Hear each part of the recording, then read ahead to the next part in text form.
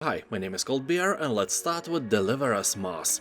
This is an atmospheric sci-fi adventure offering an immersive astronaut experience. You will explore new frontiers on a mission to recover the Ark colony ship stolen by the mysterious evil company. Now humanity is closer than ever to extinction, so after a mysterious distress call from Mars, Earth's youngest astronaut, which is you, joins the crew on the last mission to ensure the survival of the human race. You know, nothing very serious. I doubt that anyone would miss us if you fail, so there is no pressure. And as you journey from Earth to the surface of Mars, you will traverse and endure its harsh and unforgiving terrain as you quest to discover the secrets left behind. You will have to overcome mental and physical challenges, find the Arks and uncover the motivations of those behind the distress call that brought you here. People are saying that the game is great for puzzle lovers who like to enjoy story-rich adventures.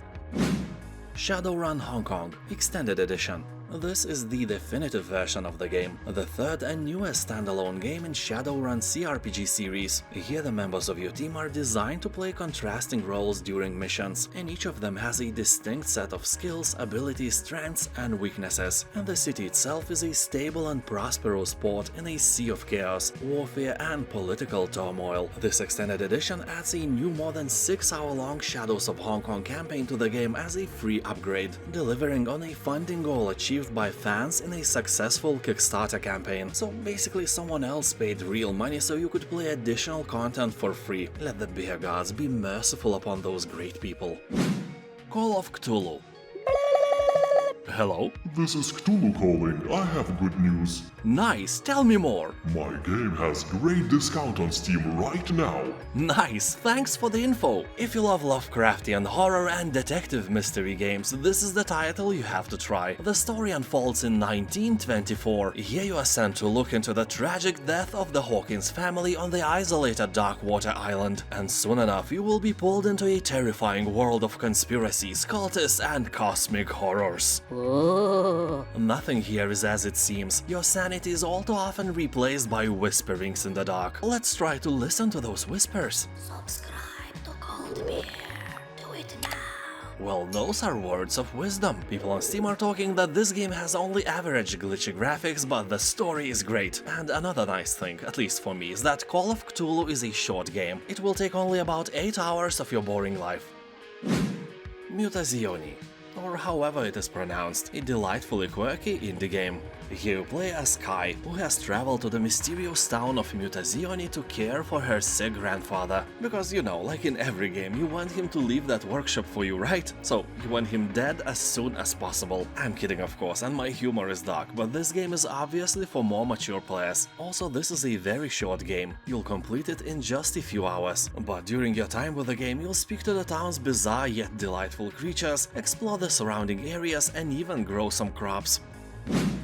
Warhammer 40k Chaos Gate Daemonhunters, a nice title for turn-based game lovers. Here you will lead humanity's greatest weapon, the Grey Knights, against the corrupting forces of chaos in this brutal and fast-paced RPG. Yeah, somehow turn-based can be fast-paced as well. Deal with it. So here you will root out and put a stop to an insidious plot to infect the galaxy with the Bloom, an intergalactic cosmic plague capable of rotting worlds into oblivion. Armored with fate, shielded by devotion, your company's very existence is rooted in mystery and forced with mind wipes and executions. You will experience life in the 41st millennium and follow the journey of these elite warriors in a narrative-driven gameplay. World War II Rebuilder. The year is 1945, it's the end of World War II, and you are one of the builders assigned to repair and renovate places completely destroyed during the war. You will visit monuments and famous buildings, stumble upon their history and take part in the biggest rebuilding missions, meet civilians from England, Germany and France, and guide them through the process. During the journey you will collect resources and craft materials to flip houses, repair industrial buildings, roads and squares, pick up a hammer, drive a bulldozer, become a mechanic and operator of various machines, drive cars and bicycles. Also clean up the area, defuse and get rid of the bombs, and design the new look of the place by decorating. Game has quite nice visuals and the atmosphere is great as well. World War II Rebuilder is an owner of very positive reviews, and people on Steam are saying that if you liked other sim games, especially the House Flipper, this one is very similar, just with a cool twist on the setting.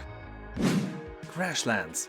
In this open-world survival crafting game, you are a galactic trucker whose latest shipment gets derailed, leaving you stranded on an alien planet. As you hustle to get back your packages, you'll become involved in a nefarious plot of world domination, which will require all of your wits to overcome. You'll learn recipes from the local sentient life, make new friends, uncover ancient secrets, and fight deadly bosses. You can also tame everything and build yourself a home away from home as you learn to thrive in this unforgiving world. People on Steam are saying that the game is entertaining with funny dialogue and challenging combat. Almost 90% of the reviews are positive.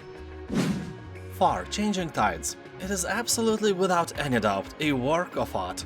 You said fart. A work of fart. Oh, shut up. This is an atmospheric vehicle adventure that follows the emotional journey of a boy and his ship as he embarks on a voyage to find a new home. You will sail stormy waters, dive unknown depths, and explore forgotten ruins in a beautifully realized world of flood. The game is filled with different landscapes, sun-scorched dusty plains, stormy skies, and high seas. You will have to crack many puzzles as well and enjoy interesting mechanics. Also, I can't be silent about a very cool soundtrack that reacts to your actions, amplifies key moments, and creates an atmosphere. Really cool. People on Steam are saying that the game is super chill and puzzles are not mind-bending, so if you are like me, you know, a bit dumber, you'll be okay as well. And it also has a beautiful ending.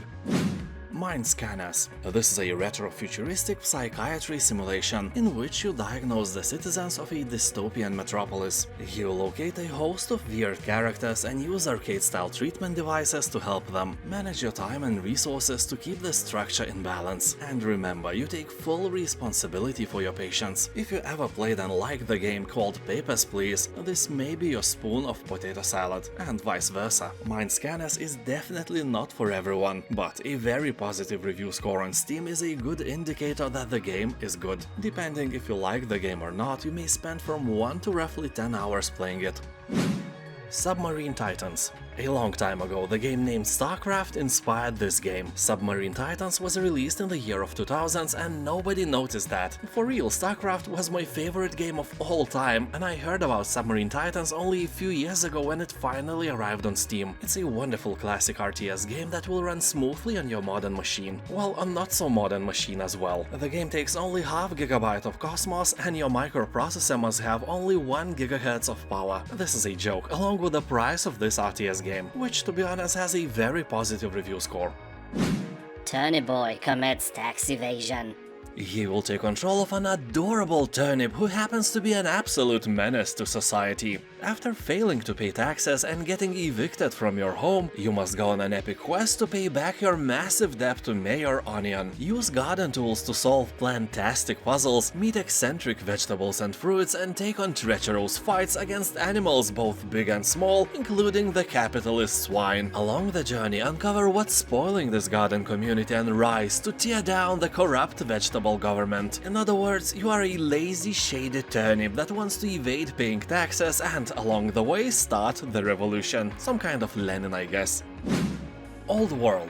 A really nice game for Civilization and Crusader Kings fans. It is an historical strategy game where you lead your empire through multiple generations, building a grand legacy to last beyond your own years. Here, each of the 7 kingdoms has 4 noble families that provide various benefits when put in charge of your cities. So you will obviously have to marry for politics, raise your heirs, and manage your relationship with the other influential noblemen of your kingdom. So like in that movie I never saw with Vin Diesel, family is what matters here, and if you want to be a strong ruler, your family must be strong as well. So probably marriages between cousins or brothers and sisters here and there is what you actually want. You may think that this is just a simple clone of Civilization, but the game actually takes about 40 hours to beat and contains 3000 unique events inspired by history and mythology. Review score hovers around 80% of positivity, so despite some minor things, all is good in this field.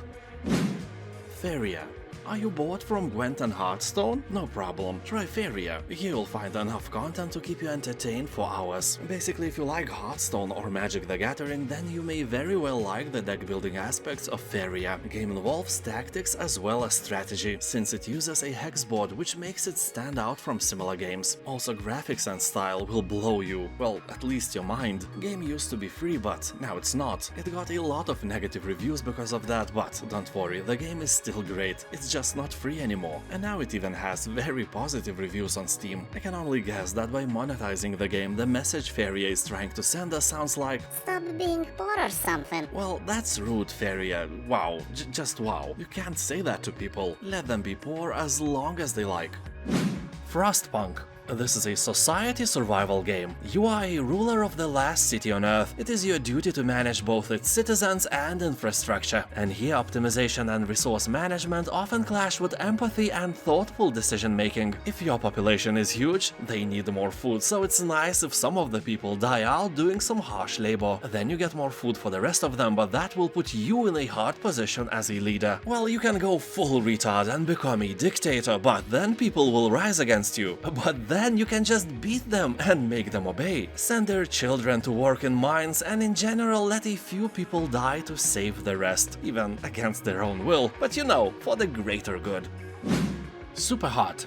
Yes, it's you, my friend, never doubt that. But also this very entertaining, but also a very short game. The main campaign will take only about 3 hours to complete. He will not find the regenerating health bars, no conveniently placed ammo drops. He hates you, alone, outnumbered and outgunned. You will have to snatch weapons from fallen enemies and dodge through a truly cinematic hurricane of bullets. SUPERHOT is a real slow-motion ballet, where your every move must be calculated. Most people are praising the graphic style of SUPERHOT, but I don't like it. Graphic-wise, it feels like an unfinished game for me. But hey, it's just me. Game has 90% of positive reviews, so if you like how it looks, you will definitely like how it plays.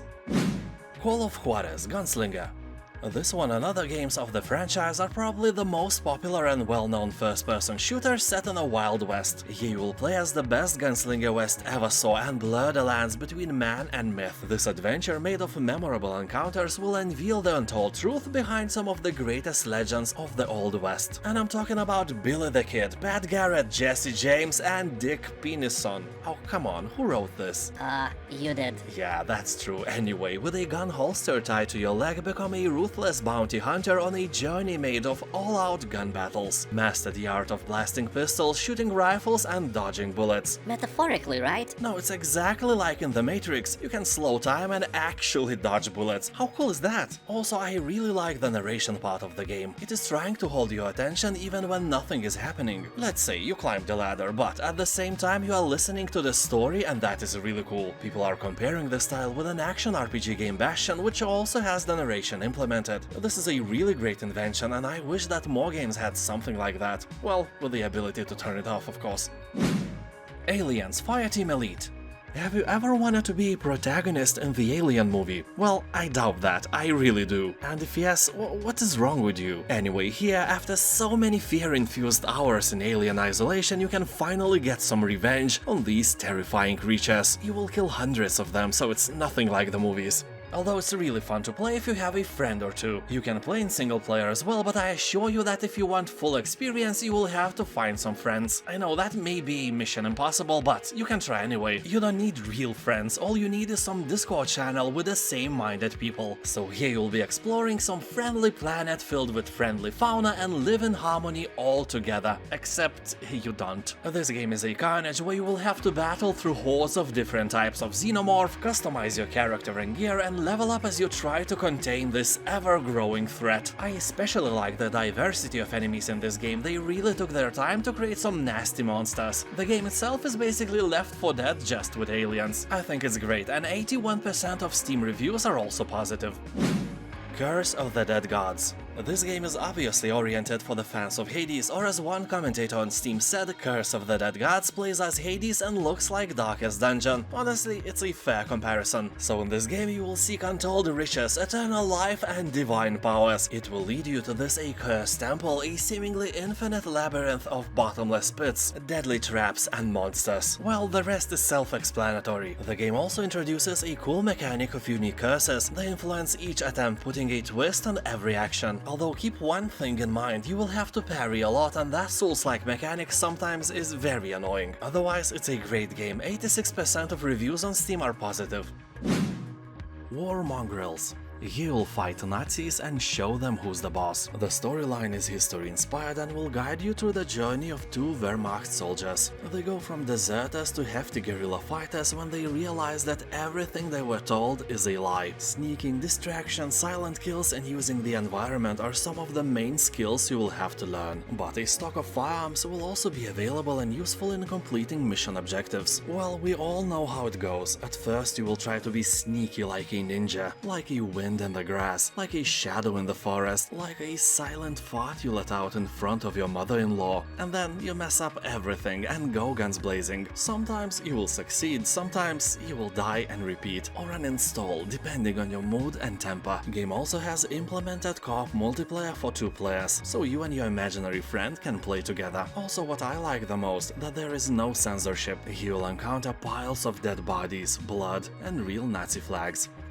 Evil West. This is some sweet hack-and-slash action. Here you'll play as a cowboy vampire hunter and, hunt some evil along your way to salvation. Well, probably not. No salvation for you. I just said that because it sounds cool. Here you can battle alone or with a friend as you go through the land engulfed by myths and legends retold within the Wild West universe. You can evolve perks, upgrade your tools and weapons to make even more carnage, and fight through the story-driven campaign to make America free of vampires again. People on Steam are saying that the game is dumb and fun. It has a cheesy plot and cowboys punching vampires with electricity and flamethrowers. That is not what you see every day. What is the actual genre of that? Prison Architect. Welcome to the prison. And not a prison of your mind you're living in right now, but a real one. Well, real is a relative term here. The game works somehow similar like any dungeon manager game. Well, more like literally the same. Except your inmates do not have as much of free will here, if you know what I mean. Anyway, here you will build an amazing maximum security prison where you can be a sadistic tyrant and torture your inmates. Or, I don't know, Norwegian prison, where inmates live better than people in freedom in most of the countries. I just saw on TV one documentary and their prisoners had better TVs and furniture than I do at my home. So, you can help me out by supporting me on Patreon or joining here on YouTube. By the way, did you know that Prison Architect has a 3D mode as well? This is not a mod or something, you can turn it on or off anytime you want. Just don't drop the soap. Dziękuję za obejrzenie. Miłego dnia I do zobaczenia następnym razem. I'm 1/16 Polish, so I had to at least try.